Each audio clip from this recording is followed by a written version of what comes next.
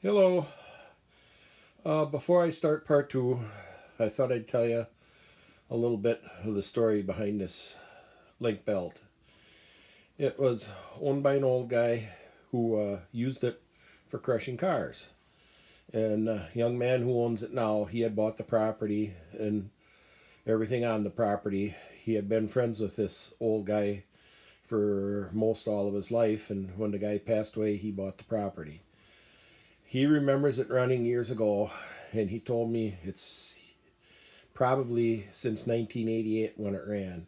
He says because he thinks that's the year that the old man bought a car crusher, and after that he never ran a shovel again for crushing cars. I don't know, I got really lucky with it. The engine was barely stuck. I had never thought that the engine clutch would be engaged. And the wrench I tried on the crank was only about 12 inches long. I couldn't get anything bigger in it. And when I pried on the flywheel, it just took a little bit and it turned right away. So I've gotten very lucky with the way it ran, as you saw.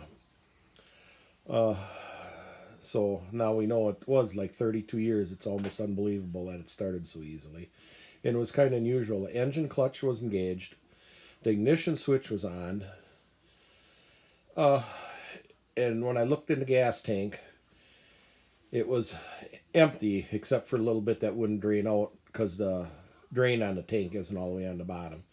It's almost like they were running the machine and ran out of gas and it stopped and just let it just the way it was. The bucket was up in the air and everything.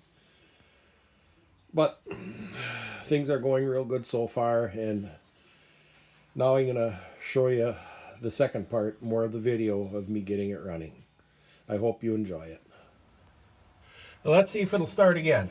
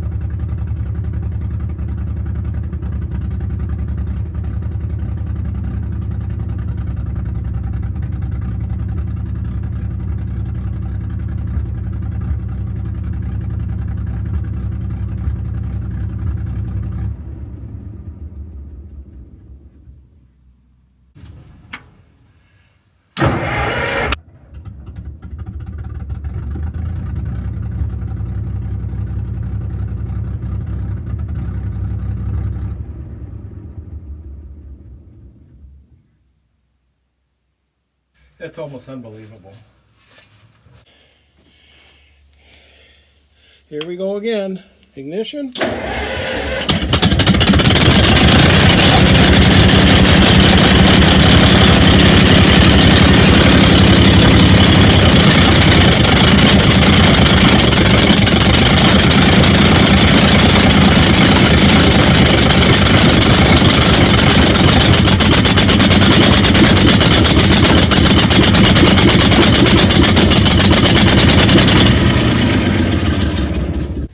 That's almost unbelievable.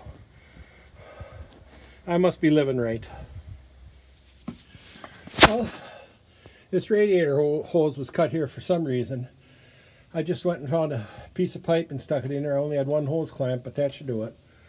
I checked the drain. I checked the drain down here, and coolant came out of it. So there's antifreeze in it. Otherwise it would have frozen, broken, drained over the years. So I'm going to top it off and then see if I can run it a little bit. First catch, it's leaking somewhere.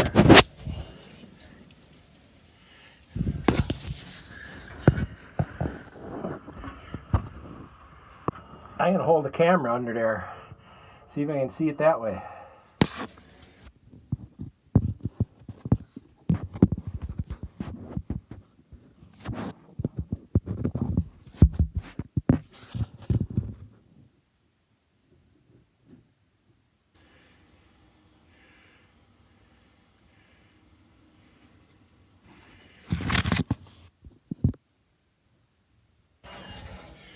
I don't know if there's a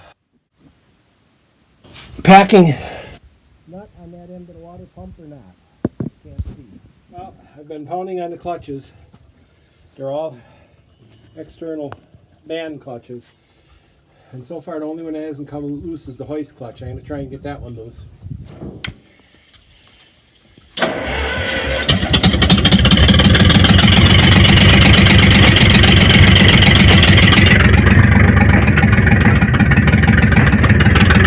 I'm hoisting the bucket.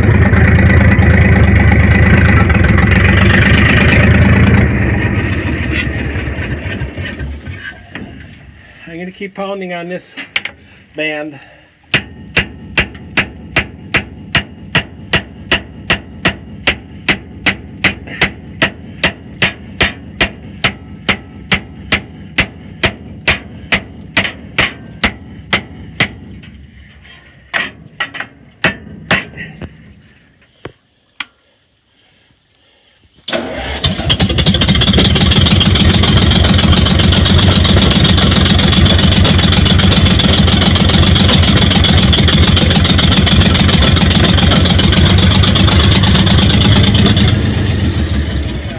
Try to start to loosen those bands up.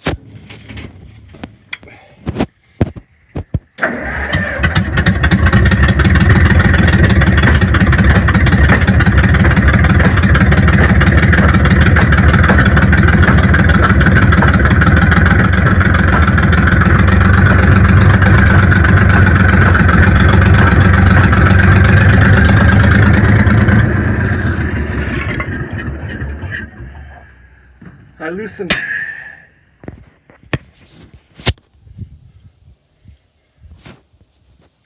I don't know why this just doesn't seem to be focusing that good. I'm no technology wizard. I loosened on that band, now I'm going to loosen on the other band. Each clutch has two bands on it. Well, I got clutches pounded loose. We're going to turn the machinery here for you a little bit.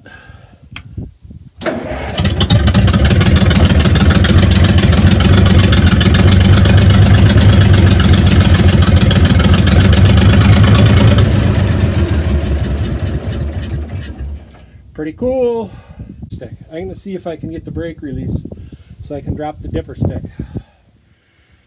First, and clean the sand and gravel out of here. Well, I found this bolt cleaning out. I think that's for the one is a clutch band bolt. The one band on the hoist drum clutch has a big carriage bolt in it, and this looks like it would be a replacement for it, never used.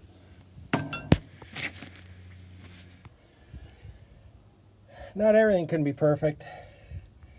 You can see there where the brake pedal is tearing loose from the pivot, and I'm going to try pulling it back here to release the hoist brake so the dipper stick will drop.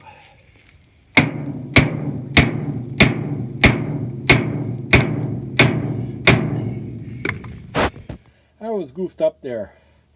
That isn't the pedal for the brake for the dipper stick. It's one of these two. And I'm thinking it's that one. So I'm going to try and get, because it would be that band over there, I'm going to try and get that loosened up so the dipper stick comes down. See, that's where there's a big carriage bolt in. And I believe this may be a new adjusting bolt for it. See, I even get my own spare parts with it.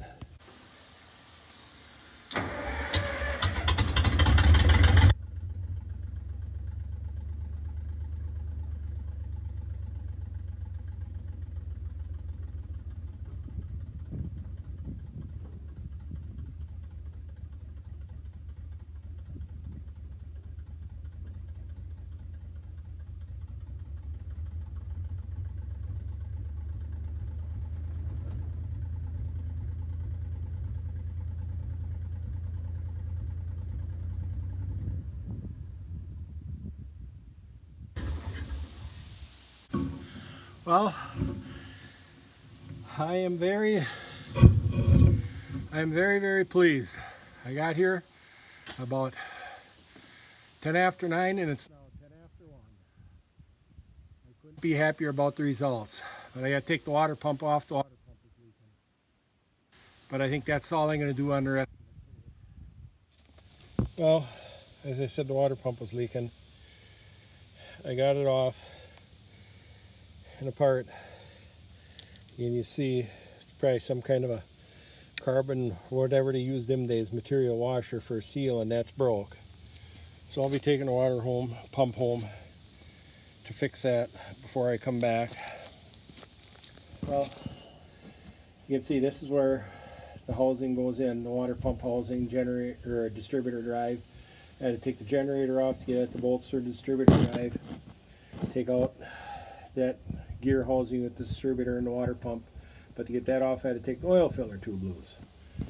So it's kind of like nowadays, you got to take 3 other things apart just to get to what you really want. So I got to get this all closed up because I probably won't be back till spring. It all depends on how this fall goes. I got to get the water pump fixed.